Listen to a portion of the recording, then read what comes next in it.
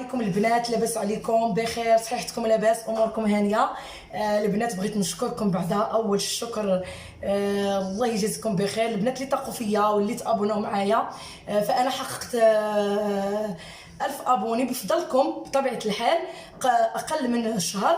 البنات صراحه اللي كيعطي من قلبه فاكيد يعني علاش كنقولوا لي زابوني ولا هذوك المشاهدات ما هما الا تحفيز. الحمد لله حنا ما ناويين حتى حاجه من هذه القناه ولله الحمد، والله اللي شاهد، سوى ان الى غير الناس تفاعلوا معاك وعجبهم الوصفات ديالك وبداو تيدخلوا تيخلوا لك شي تعاليق زوينه، فهذاك في حد ذاته انا كنعتبره جزاء ليا والله القسم.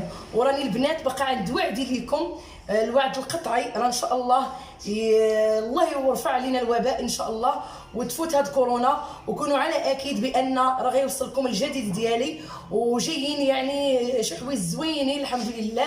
غادي تكون واحد الحفل كبير ان شاء الله غنديروا للبنات بالمناسبه لحيدات كورونا، وبمناسبه بانهم غيشدوا لي دي بلون ديالهم في اخر السنه. فانا غنتشارك معكم هذه الاجواء كامله. غادي تكون فيها واحد طبق ديال ضيافه اللي هو غيكون درس جديد، كان فيه تحليه من الطبق الاساسي حتى للطبق النهائي، يعني غدوز فيه تحليه، غيدوز فيه اطباق متنوعه. فكونوا على يقين انا غادي نفتح اليوتيوب وغنخلي الحصه تدوز قدامكم كامله ان شاء الله. لهذا البنات انا بغيت ندير معكم، بغيت ندير لكم تشيز كيك، ولكن انا ما لقيتش واحد المكون. فدابا انا يعني بما انني درت 1000 ابوني فانا غندير معكم كيكه غزاله بالكريمه وبالبافو الحامض. يعني نتوما عارفين هذا المكون ديال البافو الحامض كيتواتاو بزاف مع بعضياتهم. نبداو على بركه الله. فالبنات نبداو المقادير على بركه الله. عندنا البنات 4 ديال البيضات، عندنا كاس وربع ديال الزيت السنيده، عندنا كاس، ديما انا كنقول الكاس ما يكونش عامر ديال الزيت ما كيخليش الكيكه تطلع. وعندنا البنات قشور حامضه والعصير ديالها، عندي راس معلقه ديال الروح الحامض، عندي كاس دانون فاني اللي ما بغاش يدير الفاني ديال الحامض حيت انا هنا عصير الحامض ما بغيتش ندير كلشي النكهات ديال الحامض. عندنا البنات 2 خمارات، وعندنا فانيا، وعندنا البنات لا الفاني ما غنديروش نسيت حيت انا دايره هنا الحامض. وعندنا البنات هنا انا تعودت كنحط الفاني ديما. وعندنا هنا البنات الدقيق الكافي. بالنسبه للتزيين غتزين بواحد الكريمه رائعه وشكلها غيجي زوين، غادي تزين بشرائح الحامض وبالبافو وبالكريمه ان شاء الله. نبداو على بركه الله.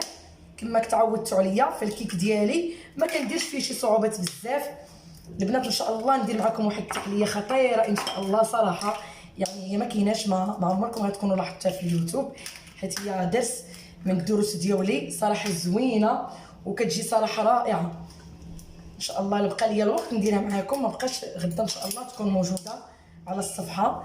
عندنا هنا الكاس ديال الياغورت اللي قلنا بنكهه الفاني، غنديروا الحامض. فانا كيف كتشوفوا كنخدم الكيكه بشكل بسيط وسهل وراكم كتشوفوا كتنجح ليا.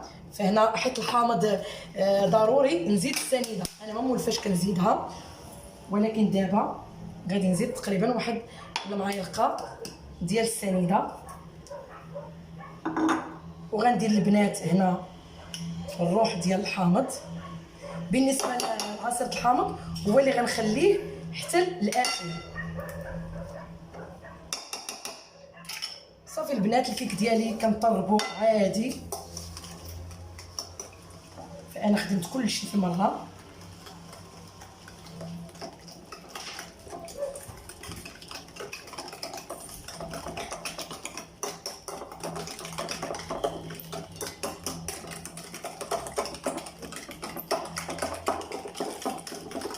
صافي ملي كيندمج ليا البيض مع هذوك المكونات فانا كنضيف الدقيق والخمارات عادي. بالنسبه للمول اللي غنخدم فيه انا، المول اللي غيجيب جديد اللي فيه 2 حفيرات. البنات اللي بغى يدير المول اللي عادي هو كتجي فيه، ولا المول اللي خدمت فيه البارح هذاك سميتو اللي خدمت فيه هذاك الكيكه المالحه، حتى هو بامكانكم ديروه، غير هذا باش ما يهش ليا لاكريم بزاف حيت انا باغا نزينو بواحد الشكل. وغنضيف البنات هذيك المعلقه ديال البافو. فما نعاودش لكم البنات كيفاش كيتواتا او الخشخاش مع الحامض. رائع رائع جدا البنات.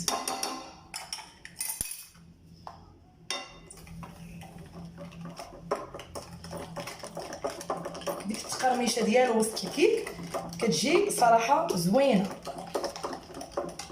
صافي البنات غنبدا نضيف الدقيق المغربي بطبيعه الحال. ديما الدقيق كنقول عيني ميزاني، فالكيكه ما كتفوتش لكم اكثر من 3 حتى كيسان العنبه.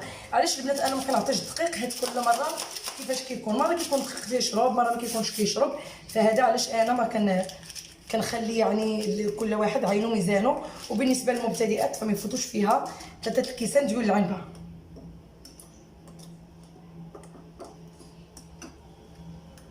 صافي البنات غنكمل الكيك ديالي عادي. اخر لحظه غادي نضيف هذاك الحامض، حيت هذاك الحامض بحال اللي كيتفاعل ليا في الكيك، فانا ما كنديروش من الاول، كنخليه حتى الاخير. صافي وغنديرها في المول ديالي وغنتلاقاو ملي المهم غندخلها للفران بطبيعه الحال. الفران انا شعلته دابا يسخن، نشعل عليها من التحت حتى طيب ونطلعها الفوق، ونتلاقاو البنات في الشكل النهائي منين نبغوا نزوقوا الكيكه. البنات الكيكه ديالي بعد ما طابت انا نسيت ودرت لاكريم باش نوريكم الشكل. فانا غناخذ هذاك البوش اللي كنخدم به الكاب كيك وغادي نبعد شويه هكا، وغادي نحاول ندير واحد 3 الوريدات كما كتشوفوا. صافي البنات هذه هي الكيكه ديالي. من بعد غادي نوريكم التزيين النهائي ديالها. بلا تنقرب نتوما البنات كيف كتشوفوا. كان البنات هذا هو الشكل النهائي ديال الكيكه ديالنا.